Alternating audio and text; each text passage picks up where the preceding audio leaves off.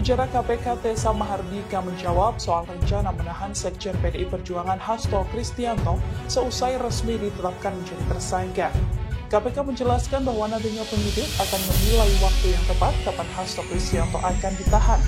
KPK menuturkan bahwa masa penahanan berbatas 60 hari ke depan, sehingga Hasto Kristianto akan ditahan dalam kurang dari 2 bulan ini. Dan sebagainya.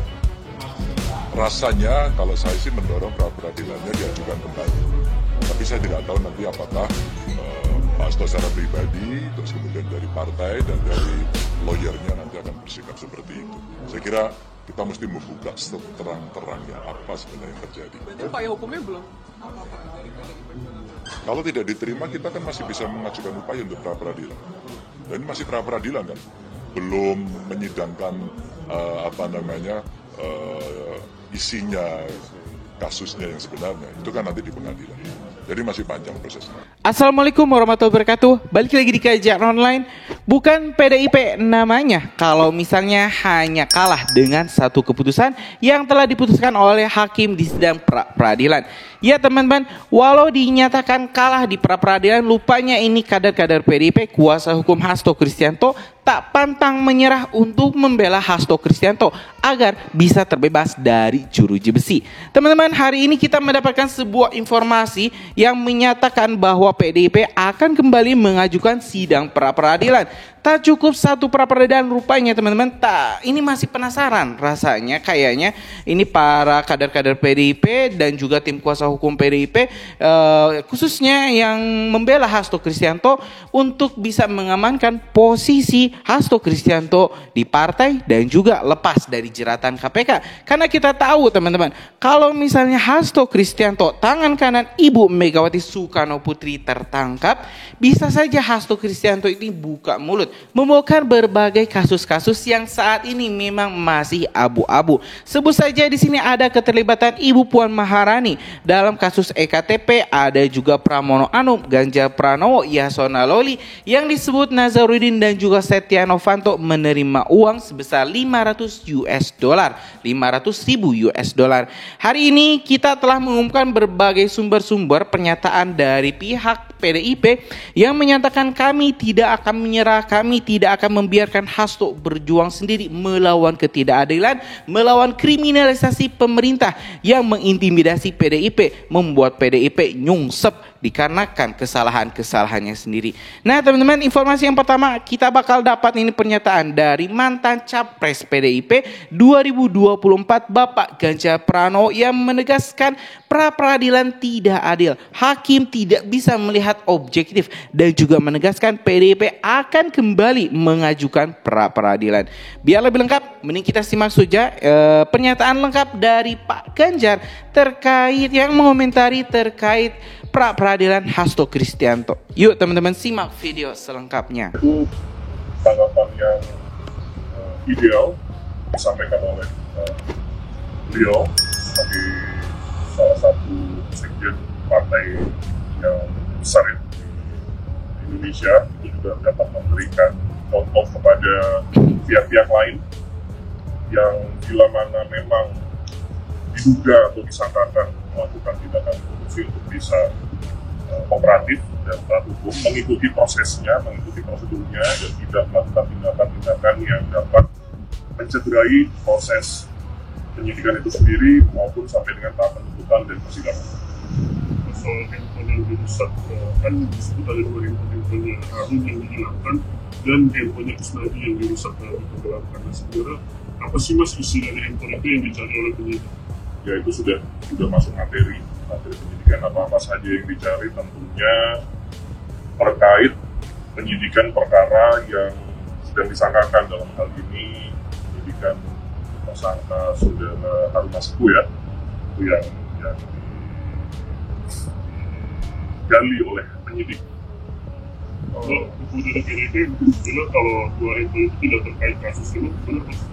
Ya saya pikir sah-sah saja, siapapun pihak manapun yang mengatakan hal yang bertentangan dengan apa yang disangkakan oleh penyidik, saya pikir tinggal kita ikuti prosesnya dan ada ruang untuk bisa membuka untuk bisa mengetahui baik oleh publik maupun penasihat hukum ya, ruang tersebut adalah di persidangan nanti pada saat seluruh alat buktinya dibuka oleh jaksa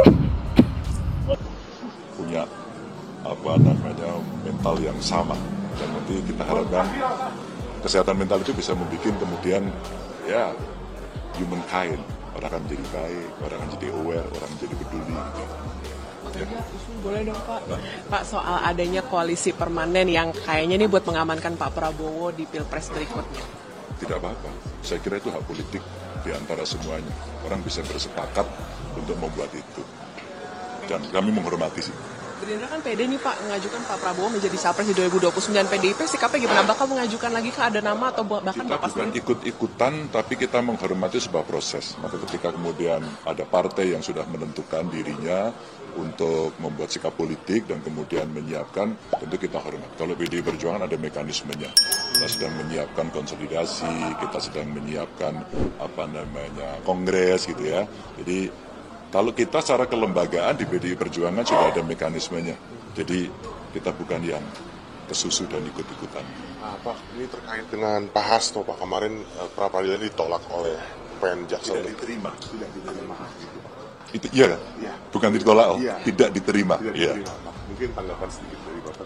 Iya, saya kira saya tidak tahu nanti dari penasihat hukumnya, tapi tidak diterima itu bisa mengajukan kembali. Karena biasanya tidak diterima itu pasti ada alasan administratif. Kalau saya baca dari media kawan-kawan kemarin, ini mesti dipisah gitu dan sebagainya. Rasanya kalau saya sih mendorong pra-peradilannya diajukan kembali. Tapi saya tidak tahu nanti apakah Pak Hasto secara pribadi, terus kemudian dari partai dan dari lawyernya nanti akan bersikap seperti itu. Saya kira kita mesti membuka seterang-terangnya apa sebenarnya yang terjadi. Berarti upaya hukumnya belum?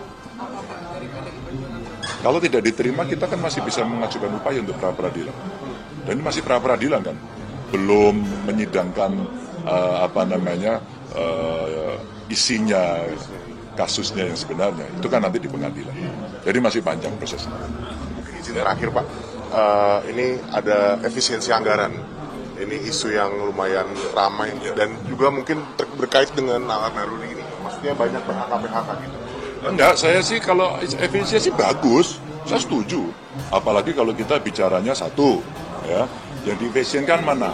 Oh, perjalanan dinas efisien kan dihitung, itu bukan tidak bisa dihitung. Saya setuju banget mendukung. Terus kemudian hal yang tidak penting gitu ya, umpama kita bicara ATK kan sudah banyak digital, itu juga bagus. Mungkin makan minum itu biasanya kalau di Pemda, ini pengalaman saya ya, di pemerintahan saya kira akan sama, itu juga biasanya tinggi. Kalau itu bisa dilakukan, efisiensi bagus. Maka dua, kelembagaannya. Kalau bisa slimming, kan juga akan efisien toh. Maka saran saya, mulai dari pusat sampai daerah, lembaganya juga harus dislimming, diefisienkan, tidak hanya anggarannya saja. Dan kalau ini sebagai sebuah gerakan tidak hanya politis, tidak hanya teknokratis, tapi juga gerakan yang membangun kesadaran bersama, mungkin bagus juga dari atas dulu. Kami selama ini tidak akan pernah menerima bayaran separuh saja, umpama juga akan bisa memberikan contoh yang baik. Oh, maka mereka yang duduk itu, mereka semua sedang melaksanakan ibadahnya. Untuk kemudian tidak berpikir pada fasilitas-fasilitas yang mewah. Itu saya kira kalau itu dilakukan, saya mendukung penuh. Tapi ingat, satu yang saya ingatkan betul, dihitung betul, hati-hati betul, dan tentu pertimbangkan mana-mana yang tidak mengganggu hak individu. Mana-mana program yang sudah disiapkan untuk mendorong pertumbuhan ekonomi jangan diganggu. Ya, kalau itu bisa dilakukan, kita dukung penuh. Kalau tidak, pasti kita akan mengingat. Ya teman-teman, barusan kita telah mendengar pernyataan lengkap dari Ganjar Pranowo yang mengomentari terkait sidang pra-peradilan Hasto Kristianto. Sekali lagi teman-teman, ini kubu PDIP menyebut itu di pra-peradilan bukanlah sebuah kekalahan. Keputusan hakim hanya menolak, jadi tidak mengatakan PDIP ini ditolak ya, bukan hanya... Jadi keputusan hakim menurut versi Pak Ganjar ini tidak diterima, tapi bukan ditolak ya, bukan disebut dikalahkan. Jadi ya Pak Ganjar di sini dengan yakin akan kembali mendorong kuasa hukum Hasto Kristianto kembali mengajukan pra peradilan. Saya rasa ini akan sama saja kalau misalnya mau diajukan 2 kali, 3 kali, 4 kali. Kalau misalnya memang fakta-fakta di pengadilan, bukti-bukti dari KPK sudah sangat aktual, sudah sangat objektif teman-teman, dan juga ini tidak bisa dibantah rekaman ya. Yang paling penting itu teman-teman, ini adalah rekaman suara Hasto Kristianto dan